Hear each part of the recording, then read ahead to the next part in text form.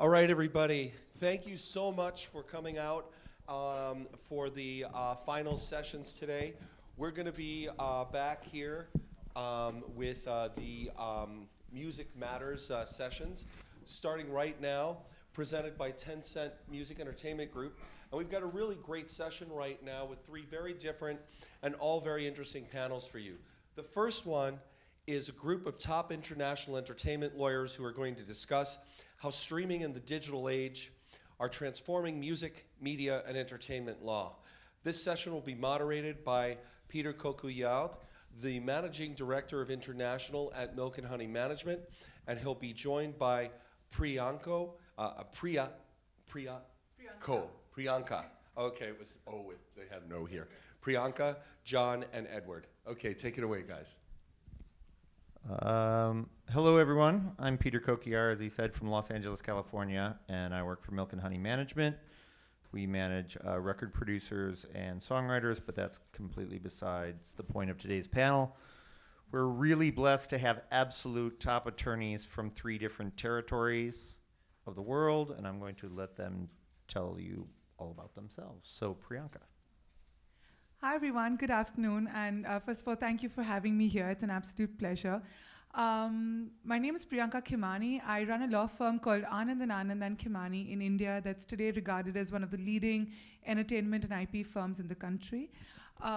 We work with a whole bunch of talent across film and music, but largely represent a lot of the talent in the music space, right, from producers, songwriters, recording artists, to influencers. And then we also advise a whole bunch of social media platforms and digital streaming companies, both with respect to their entry into India as well as understanding the entire licensing landscape in India. John McClellan. I'm with a firm called Haldanes based in Hong Kong.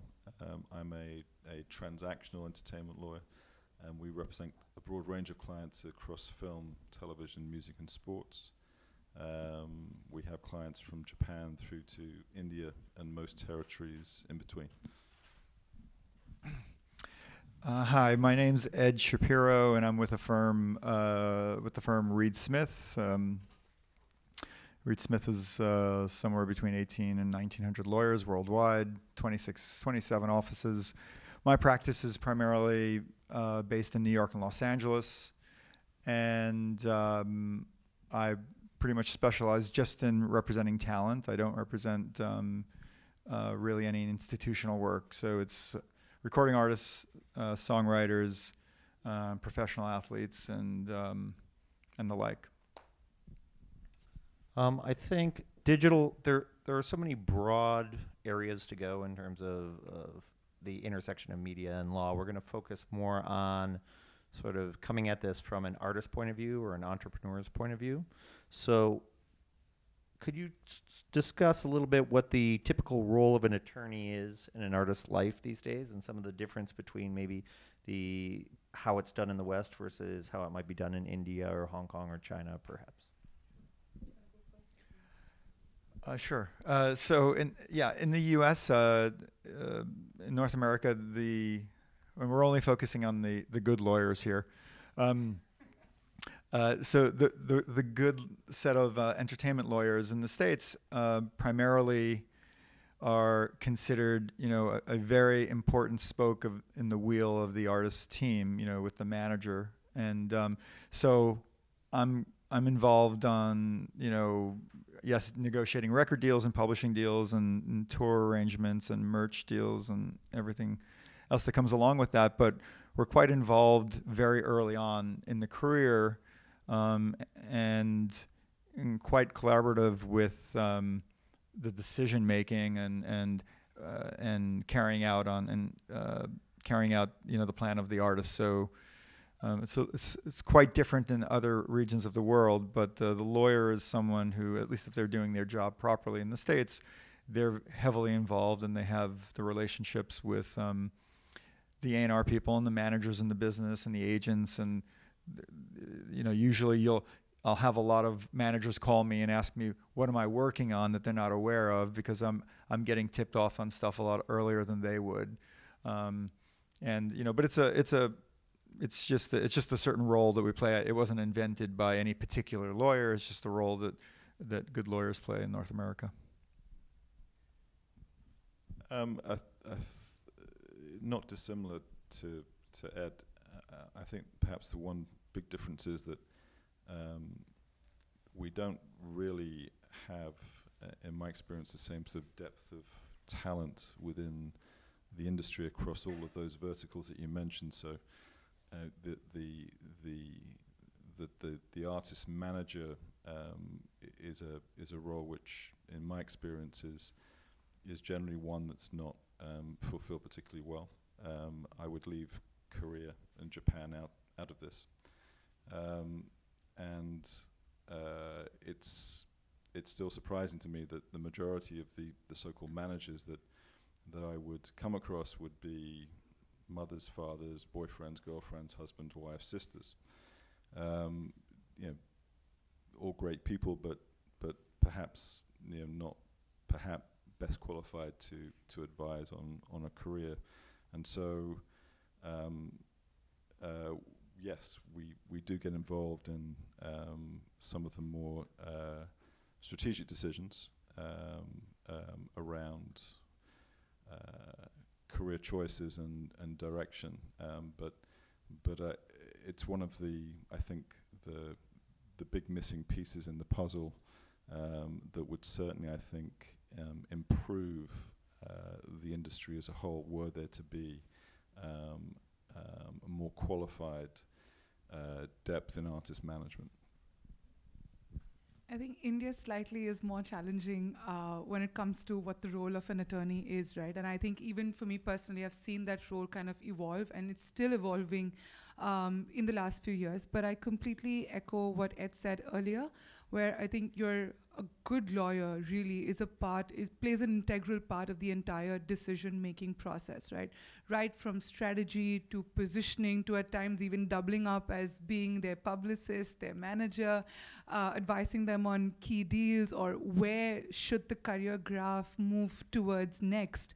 But when I say India is challenging, is also because for a long time that the artist industry in India is evolving only now. They're becoming, you see a huge difference in the more traditional playback composers, singers, compared to the newer independent artists and musicians that have built their careers today in India. The newer guys were more were largely regarded as influencers, more savvy as far as digital media is concerned. They're doing more independent non-film music, are also equally savvy about having a lawyer that can guide them and help them structure the right kind of deals and transactions. But on the other hand, when it comes to the more traditional film-related artists, your lawyer is pretty much stepping in during the last leg. And I kind of see that why, right? Because there's very little leverage as far as negotiating any deal terms are concerned. India's traditionally been a works for hire model where you're parting with almost all your copyright. It's unheard of in India, at least in the film side, that the artist would end up holding any part of publishing or master. And I think that's why the role today for us is evolving, because as you see independent non-film music grow in India, it's challenging for a good lawyer to kind of adapt and roll all these different roles of being an agent, manager, publicist, attorney, all into one. Gotcha. So on the more traditional sort of, whether it be a Bollywood-based deal or anything, you said there's very little leverage going into the deal. So what in those contracts, where are the points that you can twist and turn and maybe make it more favorable to your client?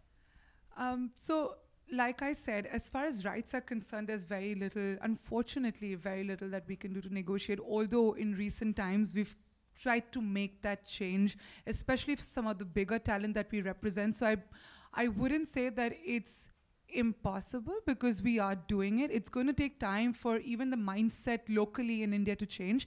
And there's an entire economy that's evolved, right? There's flow of title from the film's producer to the record label and so on.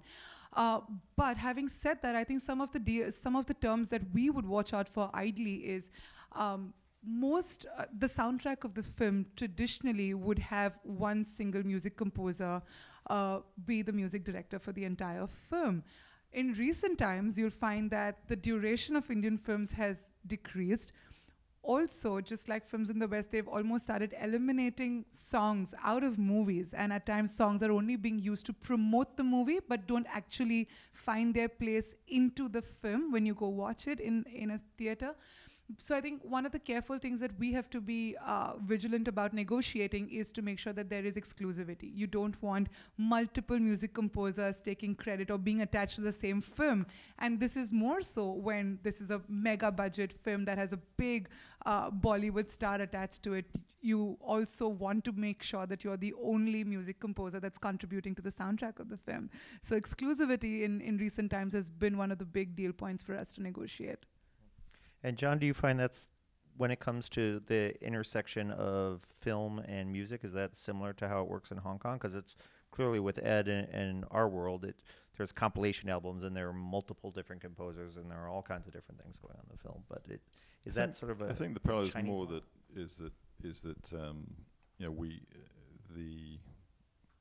with few exceptions, the top singers would be actors, and the top actors would also have singing careers and be models and brand ambassadors and would generally cross all possible extreme income streams, just because that's the way that they would be able to survive as a career. And to be fair, a lot of that crossover actor singer, it works well. I mean, somewhat scarily, Jackie Chan has a lengthy recording history, which fortunately not many people know about. But some of them actually can't have chops in both. I mean, there's an actress, Karen Mock, who has a very respectable career across both film and recording industries. Ed, could you talk about the various revenue streams, and perhaps have they it's sort of a separate question, but I'm going to throw it in the same thing. Have you had clients who had a contract that perhaps is 10 years old and you've had to go back and restructure because of the new digital environment, and are there new revenue streams that have been created that weren't built into the original contract, and you have to kind of do that all on the fly or renegotiate the whole thing? Yeah, I mean, the record label's position is all of those rights have been addressed, in one form or another. But I mean, yes, for my clients, it's for the most part, it's about leverage, right? And so if it's a client that particular label wants to have an ongoing relationship with, and my client feels similarly, then we can go back and renegotiate those provisions, bring them up to date. So it's a matter of that. In terms of, I don't think in terms of new revenue streams, what I think is really fascinating now is that there's a complete disconnect between artists and how they earn money, right? Successful artists, they're selling a lot of records or a lot of downloads or a lot of streams. And you can see right now that I've got a number of clients that they're making a handsome amount of money in a variety of different ways, but you've got some very big DJs who are in the electronic space who are earning an insane amount of money live. Releasing of records for them is just a function of getting music out there so that it'll keep their rate up, right? Their quote up. And you've got people who have got an insane amount of streams, just millions and millions of streams, and they can't sell tickets. They can't sell hard tickets, right? They can only play festivals. And then, so what's really interesting now is you cannot put your finger on necessarily success means, fill in the blank. Just because there's a check in the bank, you can't necessarily say it came from this particular stream. And there are a lot of streams. Right, and so strategically, like you were talking about, you have your clients, you look at their long-term strategy. If I'm one of those artists who can only play festivals, and a lot of the festivals are radio festivals where I have to play for free, so they spin my records, and I'm getting all kinds of streams, but I'm on an artist stream deal, so that's not equating for anything, but I can't sell live tickets. Strategically, how do you take that and monetize what they've created by being a big streaming artist? I think it honestly, that's a good question, but I think it always presents itself. So if you've got someone who is a recording artist and they've got a decent amount of streams, but they can't sell rooms, it tells you something about their fan base, right? It's not a very sticky fan base. And so you have to evaluate what is it about people. You can have someone who's got 10 million followers, but what is it about the people that they don't want to go see a show? And you have to really evaluate that. And maybe the idea is to change the music. Maybe it's to, modify themselves and morph into a different type of artist. I mean, we're always taking direction. I don't want to sound like we're coming up with a plan, because I'm never coming up with a plan. I'm always taking direction from my client. It's not my plan, it's my client's plan. So to the extent that they want a bigger audience or a bigger live audience, then that requires you to become more of a real artist. And there are a lot of artists that are only as good as their last hit. And that's not really building a true recording artist career, right? That's a different animal altogether. And if that's what you are, and you want to develop a live fan base, you've got to do what the art, just look at what the artists who are selling out rooms are doing, right? I want to talk a little bit about the intersection of brands and endorsements and being a true artist and being on brand versus being an artist who's picking up a check, which is sort of the whole influencer engagement and this whole ecosystem that has cropped up in the last 5 years or so. So do you want to talk a little bit about how that works in India? And then I know John and I have had some conversations about some of the Hong Kong artists and Chinese artists and regional artists. And then with someone like Rihanna, who's very conscious of being on brand with everything she does, like what's the difference in the different territories and how it intersects? So, like I was saying earlier, in India right now, you see this huge surge of independent music and a lot of non-film music that's coming out. And I think it's also a big activity hub for influencers, right? And I was mentioning this earlier on one of the other discussions that we were having about social media and YouTube and revenues that come out of streaming platforms or just being on one of these social media platforms. And I think India perhaps is one of those countries where being on social media and just having non-film music really is a springboard to multiple other revenue streams, right? And even going back to your previous questions of what various revenue streams look like today in India in a digital ecosystem, it's just literally a springboard onto you getting more branded content deals or just more endorsements, and on the back of that, more live gigs, more tours, and eventually is also the big playback opportunity that in turn will again springboard itself into more live gigs, bigger endorsements, bigger relationships, bigger deals with record labels or streaming platforms. So I think that's how the whole influencer market in India today has evolved. You see it sort of taking different shapes and forms every single day. You have YouTube now that's actively commissioning a whole bunch of YouTube original content where they're putting a lot of advertising might behind it. You have Twitter, you have streaming services that increasingly want to come up with or do direct artist licensing deals.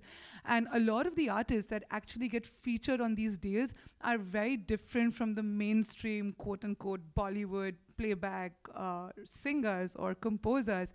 And I think that in itself has given rise to such new talent that, like I said earlier, perhaps are not filling up rooms, but certainly have a very different fan base that's following all the influence activity. Mm-hmm. Generally speaking, for a Chinese artist, I think most of them, their number one revenue source would be brand endorsement and sponsorship, and that's not changed now. In fact, I think it's only growing because with very few exceptions, most of the markets into which they would have sold recorded music would have generated precious little return. China only became a viable market for recorded music within the last maybe 5 to 8 years. But even still, the numbers are relatively low. So brand endorsement has always been hugely important. And in my experience, there hasn't been a very coherent brand strategy for many of the artists in the way that they've gone about thinking about that. And it has been sporadic. I mean, and some of the biggest artists would have incredibly sort of 40 or 50 brand endorsements from anything from cigars to wine to underwear to sleeping mattresses, and it gets to a point where you sort of begin to lose your identity as an artist. Now, I imagine for some of your talent that would be a huge problem, but for your average pop fan, I think that they're sort of used to it, and there's a bit of a dissociation between the brand and the artist and the music, and it's odd, but that's the way it is, and I think that certainly I think that it would behoove the artist and indeed the brands to think a little bit more coherently about a strategy, but the reality is that they have to live. Yes, they do. So with respect to Rihanna, so she's never done anything that's not been true to who she is, and so the way she's approached all of the opportunities that come her way have been really, it all starts and ends with the music, right? So she's done that for a long time, and opportunities have come and gone, but she would never take an opportunity that wasn't who she was as a person. And so, most people probably know her most recently in the last couple of years, her affiliation with Puma, or a couple things involved. An artist like her, she does not do endorsement deals, right? So she owns everything she does. So, if you have a certain amount of leverage, a person like her, it's not the check, right? It's more of, I don't do things that I don't own. And it's a personal thing for her. So, when she does, whether it's, Fenty Puma, or it's Fenty Beauty, which is her makeup line, or Savage, which is her lingerie line, those are all, with partners who understand the value of who she is and the equity that she's going to be putting into that relationship. But they're absolutely, every single thing about her is what she is personally interested in. And so, we see a lot of people, we were talking about this earlier, who I honestly think have it backwards, at least in the North American market and the European market, where for whatever reason, maybe it's the way they look or other things that are going on, they get opportunities for an apparel deal, or an endorsement deal, or you fill in the blank, some opportunity, or a car endorsement, and I absolutely feel that's probably the worst thing you can do for your career, because you become the person who you become noted for that thing. Oh, now you want to be a recording artist. Even if that isn't true. I have a client, Haley Kiyoko, who was on a TV show, and she just won Artist of the Year, either the VMAs or MTV Awards, and it was a big fight early on where she was coming off of a show, I think it was like NCIS or something, but she's literally started in music, but she was known as this TV actress. And it was a long fight, and it was track after track of her putting out really cool indie music until I think the audience said, oh, I guess she's legit now. So now she's really an artist, and it's kind of been a reset for her. But I think a lot of people don't do that, and they get kind of pigeonholed into this, oh, you're the person who's got 5 endorsements and you also sing, right? It's not a good recipe for building an artist career. I'm going to ask you a question I'm really curious about. having worked with with my clients, they all have different attorneys. You sit in an interesting crossroad between media companies and artists and whatever entrepreneur comes knocking on your door and has an interesting idea. In your separate territories, where do you see the opportunity to innovate? Where do you see, like, if you were an entrepreneur or you were an artist, what do you think is going to be important in 10 years? Where is there real growth area in the segment? Well, I can take that one first. So right now, as we speak, and which is why I say India is a challenging market, is because it's just evolving so quickly. So there's a huge trend at the moment, just following on what Rihanna's example has been, where a lot of the top leading artists, both whether they're mainstream recording artists or just influencers, there's a huge trend of them setting up their own ventures. They don't want to do anything that they don't own or that they're not a part of. And there's an example of a very popular hip-hop artist in India, perhaps India's only hip-hop act, that today has set out a format for a hip-hop festival, which is perhaps going to be India's first hip-hop festival that he owns completely, that's backed by a large brand that's sponsoring it, has a huge production company that's come on board to do all his ongoing production. But the basic condition was that all format rights must vest with me, right?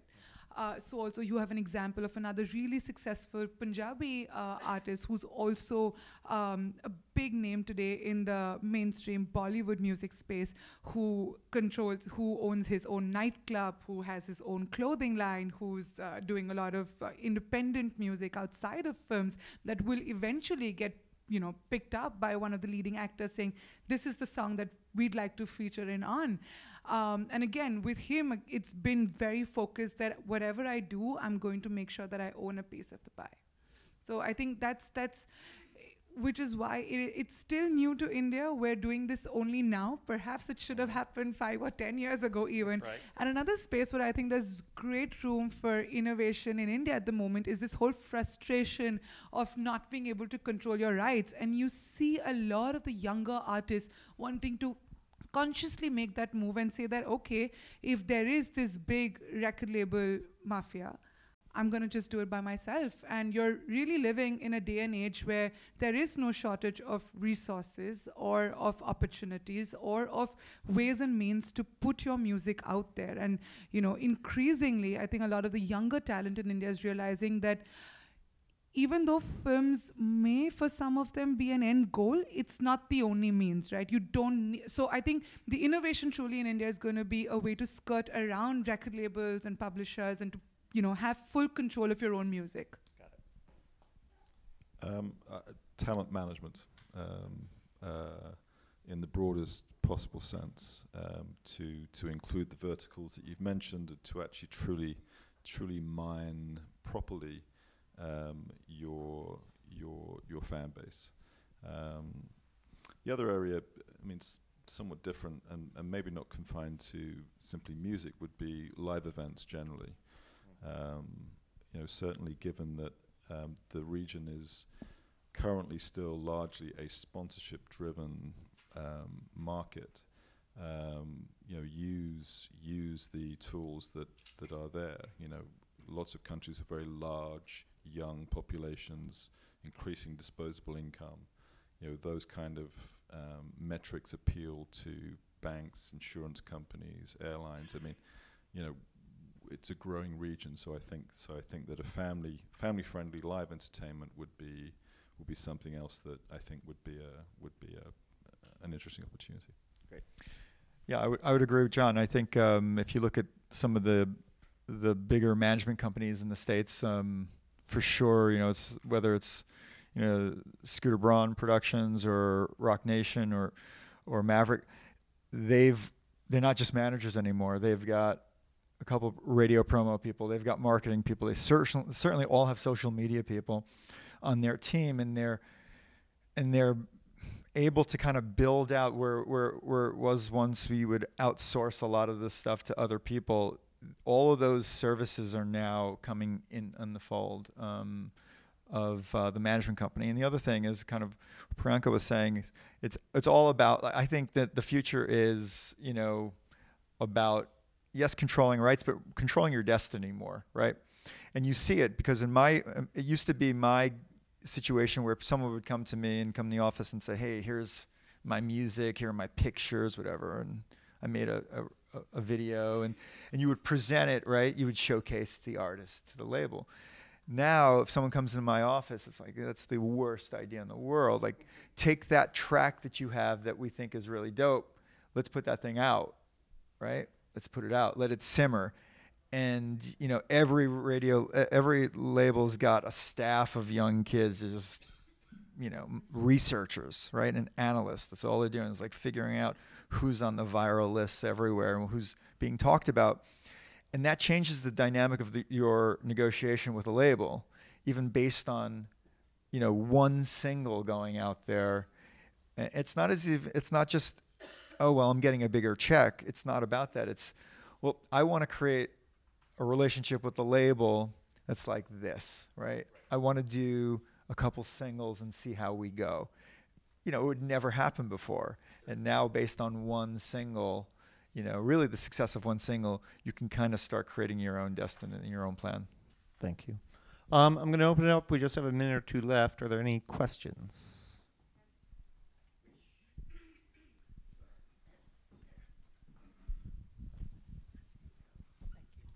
Hi, my name is Vishnu. I just started my music journey, but I think I came here with a particularly this question from my friends from Indonesia, were independent but starting to look into collaboration with other artists or other label from different law jurisdiction.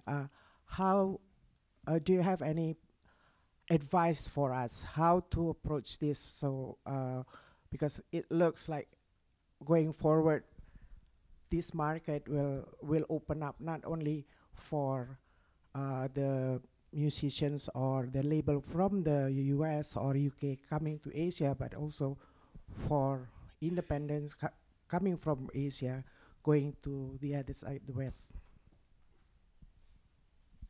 Actually, Peter, you probably got an insight that's not really legal on this. I mean, this is really what you do. Well, yeah, I guess that's true. I think you're right. People always ask me how to approach all the legal matters and how to get the advice, who to contact in terms of the legal advice in the other side of it. Okay, that's all you guys. I don't think it's really a legal issue. I think you need to, you know, obviously, you know, what genre are you looking at, and you know, it's pretty easier now than ever to find your tribe in other jurisdictions and to connect with them. So, you know, not looking to do us out of a job, but I don't think this is really a legal question. But it's something that Peter, I know, in his job, spends a lot of time doing. So.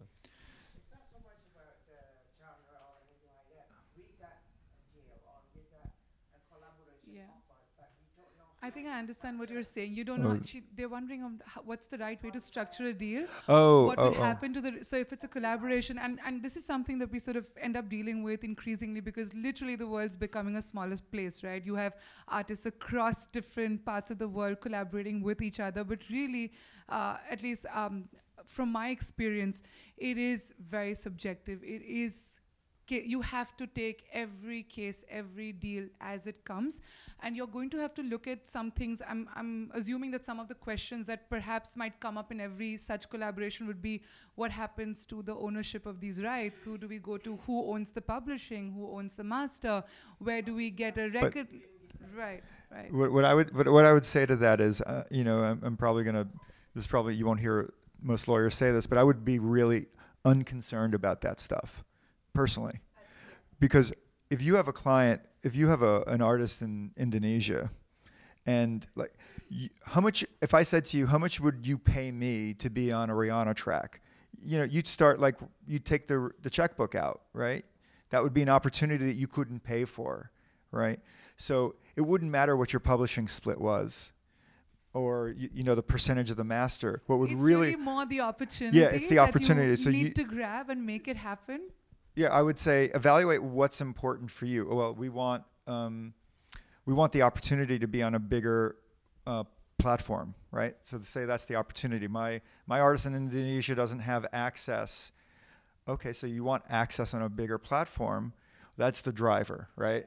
And everything else is really secondary at that point, because if your best work is ahead of you, then don't worry about this particular deal. Well, it also goes back to what you were saying about having, if you have one song on the viral charts, it gives you more leverage. The minute you're established and you've done a collaboration with someone from the West, per se, some American artist, then all of a sudden they know what your brand is, or you have a foot in the doorway, and then you have more leverage the next time around. When I've done these deals, I usually tend to try and be respectful of the structure of the deal and the territory that is creating the deal. And you have to understand what that is, and then figure out what's fair without blowing the marketing opportunity, which is really what we're saying is most important. And I think we're all done. I think that wraps it up. Can we please thank the panel?